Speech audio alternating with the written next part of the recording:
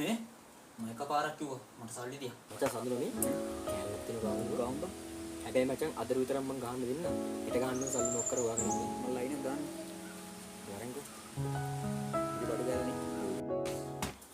තාත්තේ සල්ලි ගියා කලේ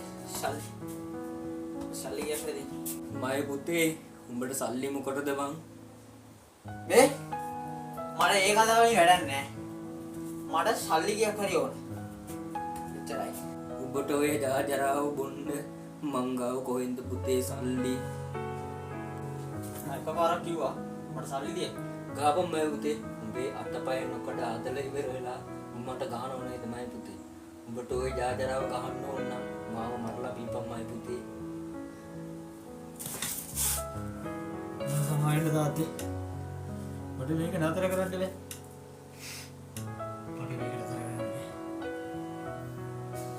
මට සමා වෙන්න දාන්න.